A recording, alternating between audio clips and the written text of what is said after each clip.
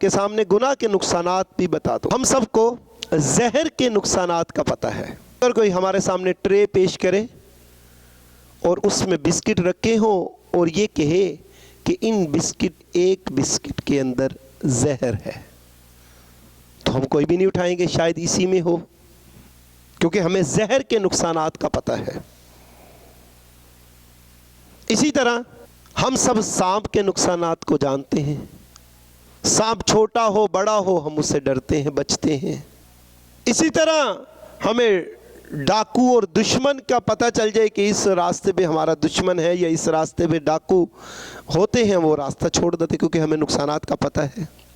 इसी तरह मेरे मोहतरम भाइयों, बुजुर्गों, दोस्तों, गुनाह के भी नुकसानात हैं। ये जो नफ्स की ख्वाहिशात होती हैं, ये जहर की तरह है कि जौन सी भी ख्वाहिश आपने पूरा करने का सोच लिया, ये आदत में शामिल हो जाएगी। फिर आप करते चले जाएंगे, फिर आपको बाद में वो मजबूर कर देगी, आपके ऊपर हावी हो जाएगी। बुरा दोस्त है, बुरा दोस्त, उसको अगर हम अपनी जिंदगी में लेके आते हैं, उसकी मिसाल समझो सांप की तरह है। सांप का काम क्या होता है? डसना, हम उससे बचते हैं। तो बुरा दोस्त भी इंसान को गुनाह की तरफ ले जाता है। बल्कि यूं कहिए कि बुरा दोस्त तो सांप से भी ज्यादा तकलीफ देह है, क्योंकि सांप डसे तो इंसानी जिस्म को तकलीफ होगी, इंसान का जिस्म खत्म हो जाएगा, मौत आ जाएगी। बुरा दोस्त डसे तो इंसान तो ईमान से भी हाथ धो बैठेगा।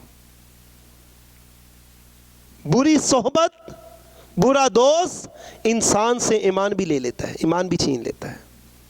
बल्कि एक कदम अगर आप आगे जाएं तो आपको यूं पता चलेगा कि बुरा दोस्त तो शैतान से भी बदतर है, क्योंकि शैतान हमारे दिल में ख्यालात डालता है, लेकिन बुरा दोस्त हमें हाथ से पकड़ के ले जाता, आओ जी गुनाह करें। तो जिस तरह सांप से हम बचते हैं, इस तरह हम बुरे दोस्त से बचें।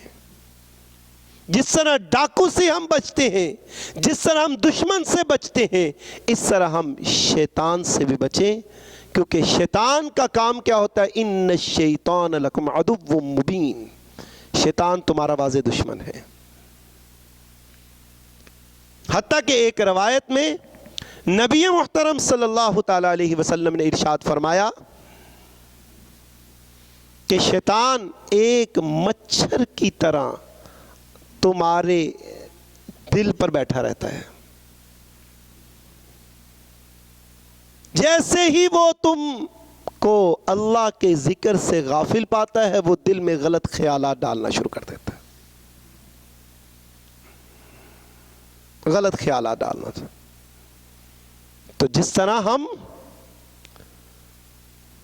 बाकी चीजों के नुकसानात की पहचान करके उनसे बचते हैं, इस तरह हमें चाहिए कि जो माहौल, जो नफ्स, जो दुश्मन, शैतान, जो बुरा दोस्त हमें गुनाहों की तरफ लेके जा रहा है, हम उससे भी बचे सारे मिलके।